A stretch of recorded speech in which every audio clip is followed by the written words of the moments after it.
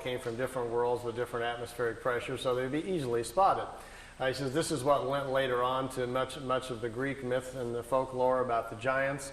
The Lyrians also are the people who in the past have taken earth people and mixed them with fish and with animals and other things, creating the old stories of mermaids and different things. Those things actually kind of happen.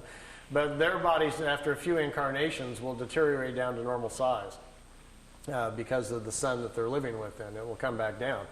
So, no, we can't really. And because we've mixed up 7 or 8 races on Earth that are now even more than ever beginning to intermarry and mix up, there's another big problem, which I'll explain after the break, about how our spirit doesn't go in the right place. We're doing that a lot. We're getting people out of their normal paths where they're not coming in where they're supposed to and when they're supposed to.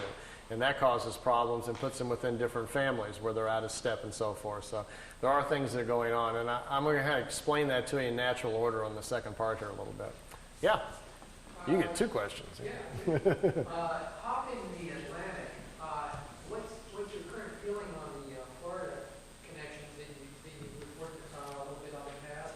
And if you're still in contact with it or feel good about those connections in Florida, has there been any kind of mental communications that have come through? He's referring to a case I looked into in Miami, Florida a couple of years ago. There was a fellow that came forward, said he was having contacts with the Pleiadians, and had some pretty good pictures. Some of them, the pictures were good. Some of the others looked very homemade. The pictures that I liked, I listened to his story and put a video out called The Miami Contacts, and as things will go sometimes in life, made a little error there. Tape had only been out about 6 months when I discovered that 3 of the pictures at the end were fakes, and that the craft that was supposed to be flying along beside him down the freeway wasn't a craft at all. Instead, it was a blimp from Virgin Lightships in Orlando, Florida. So I kind of stepped in it there. So when I found that out, I confronted him with it, and things didn't go well from there. They went downhill even more. As I found out, the person who helped him put together the videotape he supplied me came forward and said, well, he cut out the strings on the other part and did video effects. Those were fake. As it came down, it looks more and more like the gentleman had 1 or 2 contacts, the early pictures, which I liked to begin with, and I don't think they ever came back. And after that, I think he's taken, like some people will do, to manufacturing them for personal gain or for personal, recognition or whatever.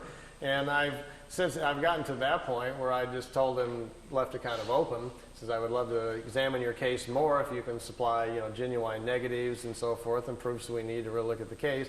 But at this point, it looks to me like you're just manufacturing things and make it up. So I'm not wasting any more money on it until, whatever. So I've just kind of left it open, and nothing's happened for the last year or so. Yeah? Yeah, I used to be into making pyramids years ago. I built some rather good size. I had a 3/4 inch copper pulling pipe and followed many books on it. That pyramid phenomenon, it's supposed to sound very fantastic. Do you have any no pipes over there. Size of the plans or what they actually did? The pyramid itself, you can't stand up in it.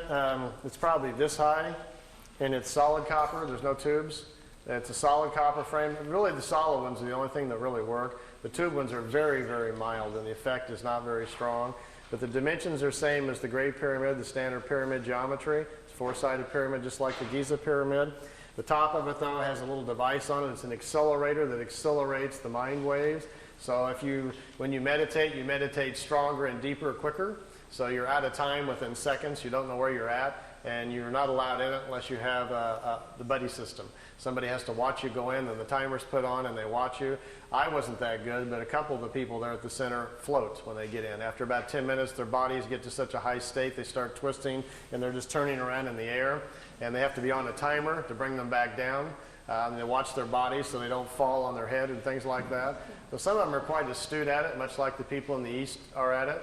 The accelerator is no longer there. It was taken from Billy. The Pleiadians took it back. They made it for him and provided it. They took the accelerator back, so it's no longer on the pyramid. But this pyramid's solid copper.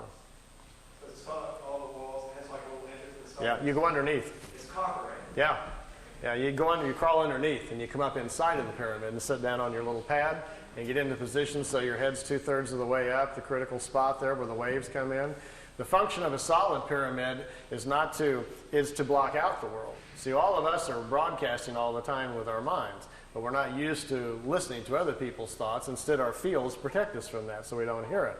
So my point is that we are living amongst everybody else's broadcast, and plus all the stuff that's in the air all the time, from radios and TV and everything else that's in the air. but you're just not consciously aware that your mind has to defend itself from all these field energies, as well as properties that are moving in the universe. The function of a solid copper pyramid, once you get in, and the reason it's copper, that's the best defense against other kinds of field energies. So you're isolated more, and that's what you're after. By becoming more isolated, your mind then no longer has to defend or protect itself, so to speak, from outside influences, and then can better do its own work. That's the concept. And then if you have an accelerator, you're no longer, not only are you not protecting yourself, you're turning up the volume on your own mind, so you just move forward on the evolutionary scale about 1,000 years there, or 1,000 lifetimes very quickly, by suddenly being isolated, having your own field intensified.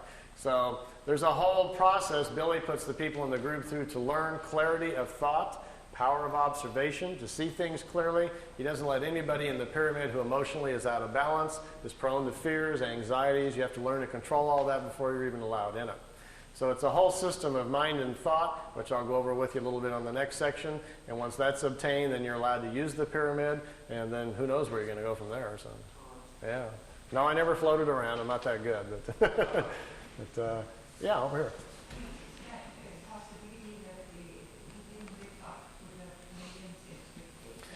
They said that they were, after the third year, they told him that expectations were at 32%. That's about where it was at. The contacts were stopped because Billy's health was failing rapidly from trying to control the group around him, which was getting very out of control.